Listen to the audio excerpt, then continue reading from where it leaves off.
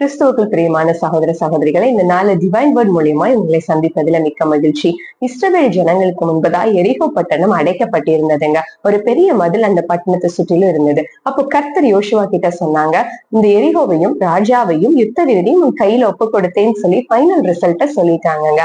ஆனால் ஜனங்கள் என்ன பண்ணணும் அப்படின்னா 6 நாள் அந்த பட்டணத்தை சுற்றி வரணும். ஒவ்வொரு முறை 7வது நாள் 7 முறை சுற்றி வரணும். அவர்கள் சுற்றி முடித்த போது எக்காலம் ஊதப்படும். அப்பொழுது ஜனங்கள் எல்லாம் ஆர்ப்பரிக்கணும், அலங்கம் இடிந்து விழும். இதேதான் நடந்ததுங்க. ஆனா அந்த மொத்தம் பாத்தீங்கன்னா 13 முறை சுற்றி இருப்பாங்க. அந்த 13 முறை சுற்றும் பொழுதும் அவர்கள் பேசக்கூடாது, சத்தம் காட்டக்கூடாது, அவர்கள் வாயிலிருந்து வார்த்தை புறப்படக்கூடாது அப்படின்னு சொல்லியிருப்பாங்க. நான் கொஞ்சம் யோசிச்சு பார்த்தேன், அவங்க மனநிலை எப்படி இருந்திருக்கும். ஒவ்வொருத்தரும் ஒவ்வொரு மனநிலையோட நடந்து கொண்டிருந்திருப்பாங்க. ஒரு ஊழியக்காரர் இப்படி சொன்னாங்க, அவர்கள் நடந்து கொண்டிருக்கும் பொழுது அந்த பட்டணத்தை சுற்றி கொண்டிருக்கும் பொழுது தேவதூதர்களை அனுப்பி அந்த பேஸ்மெண்ட்டை கொஞ்சம் கொஞ்சமா வீக்காக்கி கொண்டே இருந்திருப்பாங்க.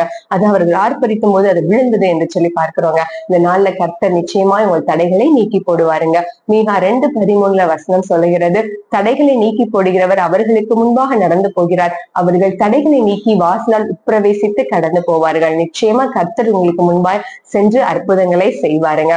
உங்களோட தீர்க்க தரிசனமா இந்த நாள்ல பேச விரும்புகிறேன். 13 வாரங்களோ 13 வருடங்களோ 13 மாதங்களோ 13 நாட்களோங்க, இதே மாதிரி சூழ்நிலையில நிசப்தமான சூழ்நிலை நீங்க நடந்து கொண்டிருக்கிறீங்களா? கர்த்தர் இந்த நாள்ல உங்களுக்காக தான் வார்த்தை கொடுக்கிறார். தடைகள் எல்லாம் நீங்கி போகும், நீங்கள் நிச்சயமாய் தாண்டி ஜெயம் பெறுவீர்கள் என்று சொல்லிங்க. 13ன்றத பிளாட் லக் நம்பர் அப்படின்னு சொல்லுவாங்கங்க. அப்படி அல்லங்க, 13ன்றது புது வளர்ச்சிக்கான நம்பருங்க, புது மாற்றங்களுக்கான நம்பர், புது ஆசீர்வாதங்களுக்கான நம்பருங்க. புதிய ஏற்பாட்டுல பாத்தீங்க அப்படின்னு சொன்னா தேவன் நமக்காக சிலுவையில் ஜெயத்தை சம்பாதிச்சிருக்கிறாருங்க. எந்த ஒரு காம்படிஷன் எடுத்துக்கிட்டீங்க அப்படின்னு சொன்னாலும் final result final last moment வரைக்கும் யாருக்குமே தெரியாதுங்க, யாரு வின்னர்ன்றது தெரியாது. ஆனா கர்த்தராகிய இயேசு கிறிஸ்து சிலுவையில நமக்கு ஜெயத்தை சம்பாதித்ததின் நிமித்தம் நமக்கு அந்த ரிசல்ட்டை சொல்லிட்டாருங்க. நீங்க நினைக்கலாம், அப்ப ரிசல்ட் தெரிஞ்சு போச்சுல, அப்புறம் நான் தொட்ட காரியத்தெல்லாம் ஜெயம் எடுக்கலாம், ஏன் இந்த நிசப்தமான வாழ்க்கையில் போய்கொண்டிருக்கிறது நினைக்கலாங்க. அப்படி அல்லங்க.